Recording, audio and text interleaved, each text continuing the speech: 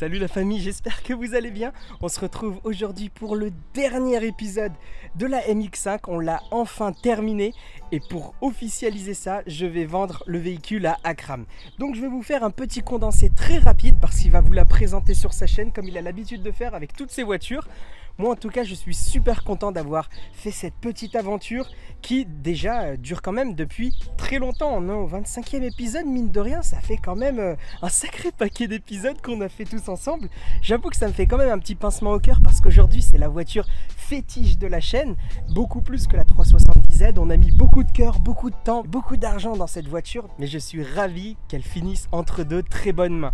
Comme vous le savez la famille, je n'ai pas qu'une seule voiture actuellement, j'ai une seconde voiture projet que je vous tease depuis quelques temps déjà sur la chaîne. Elle est garée juste devant la MX5, vous savez que j'ai une 300ZX. Et comme vous savez, ce genre de voiture, ça nécessite quand même des fonds pour pouvoir la restaurer, la préparer, etc.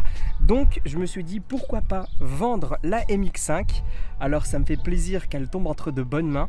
Et puis voilà. Donc je vais vous faire vite fait un petit récap, histoire que vous soyez au courant des dernières modifications de dernière minute que j'ai effectuées. Et on lui dira au revoir définitivement. Ah là là, n'est-elle pas juste magnifique cette voiture? Alors vous pouvez voir tout de suite qu'elle a des jantes qui ne sont pas d'origine. Il s'agit de Work Equip 03, 100% authentiques qui proviennent du Japon. Elles ont été faites sur mesure pour cette voiture. Franchement, je trouve que c'est le petit détail qui ajoute tout sur une voiture.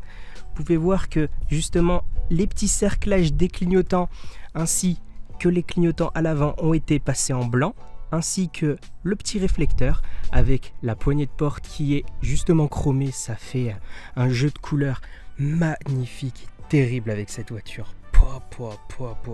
En parlant de couleurs, vous avez sûrement dû remarquer qu'il ne s'agit pas de la couleur d'origine de la MX5. Habituellement, elle est beaucoup plus rouge pompier. Celle-ci, pas du tout. Elle est plus foncée et elle est pailletée. Donc là, vous pouvez vous en apercevoir, regardez. Ce n'est pas du tout la couleur d'origine. Cette couleur est très particulière. On la trouve sur la lune et l'étoile d'un drapeau. Ça s'appelle le rouge DZ. Mais vous pouvez aussi l'appeler le rouge sang. Parce que c'est une couleur brutale, vous voyez. Elle est juste... Waouh, regardez-moi ça. Vous pouvez la regarder de tous les sens. Je la trouve juste... C'est magnifique. Au niveau de l'extérieur, elle est assez stock, mine de rien.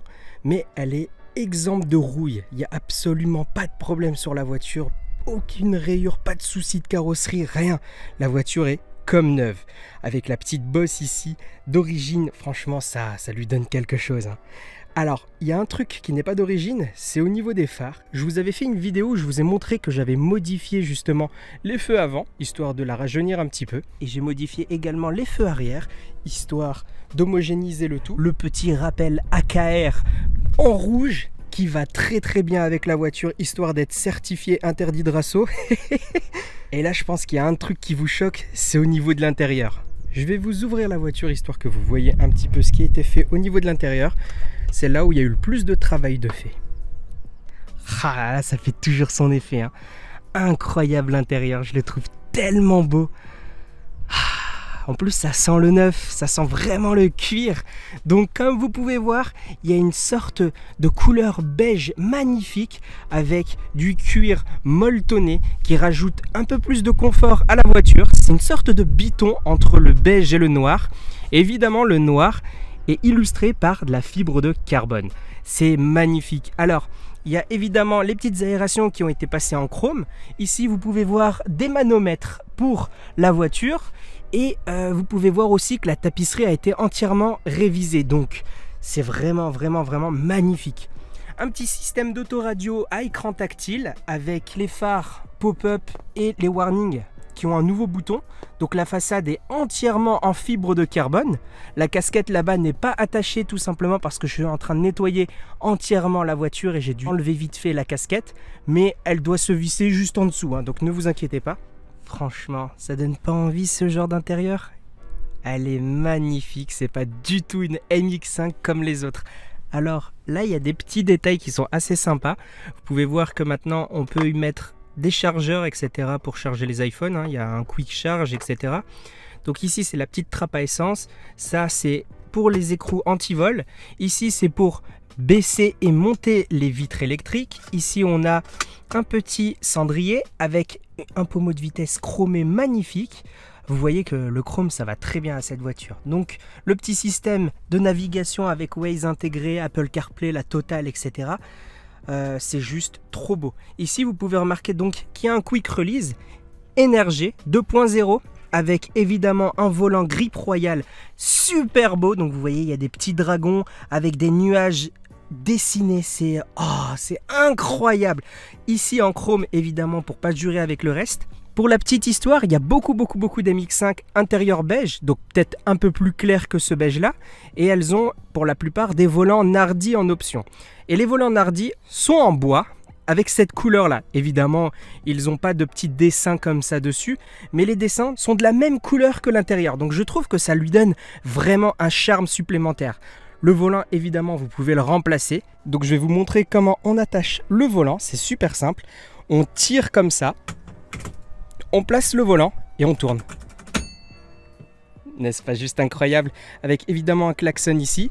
Je n'ai pas remis, comme je vous ai dit, le haut parce que je suis en train de tout clean comme il faut. Donc la casquette est en fibre de carbone. Tout est en fibre de carbone. C'est juste hyper bien fini. Avec des compteurs sublimissimes. Sachant qu'il a des Rolls-Royce avec des Star Roof. Donc il connaît bien les ciels de toit étoilés. Là on peut pas trop étant donné que c'est un cabriolet. Mais au moins, il va pouvoir avoir les compteurs. Et franchement, de nuit, c'est juste magnifique. Au niveau de la fibre de carbone, on ne s'est pas juste arrêté là. Donc, il y a tout le côté de la portière ici, avec cet endroit-là, donc la poignée de porte qui est en fibre de carbone, les seuils de porte en fibre de carbone, les caches également ici.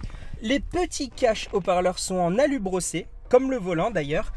Ça fait plusieurs petits rappels de la même couleur. Je trouve que ça ne jure pas trop. C'est juste très beau à mes yeux. Et évidemment, il y a les montants du pare-brise en fibre de carbone. Là, on n'a vraiment pas fait les choses à moitié. Niveau fibre de carbone, on est vraiment servi. Comme je vous ai dit, les compteurs sont étoilés. Cette partie-là fonctionne de la même façon. C'est juste trop beau quand on roule de nuit. Les pédaliers sont aussi en aluminium. Et franchement, le poste de pilotage est juste... Waouh! Moi, je kiffe en tout cas. J'espère que tonton va kiffer. C'est juste trop beau. Mais vraiment, en plus avec les manos, c'est incroyable. La voiture cache plein de petits détails, comme là, par exemple, le petit pare-soleil en 2 parties. Franchement, on avait vraiment beaucoup bossé sur cette voiture, donc je suis super content qu'elle tombe entre de bonnes mains.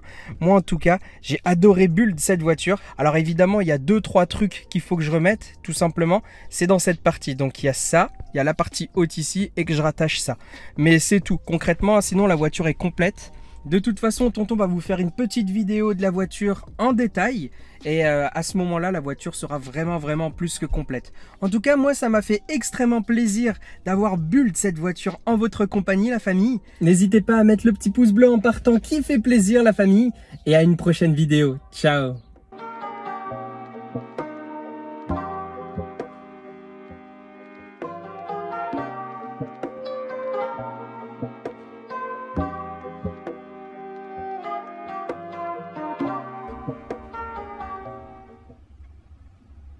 Bah, t'es encore là, toi? Me dis pas que t'y as cru. Poisson d'avril!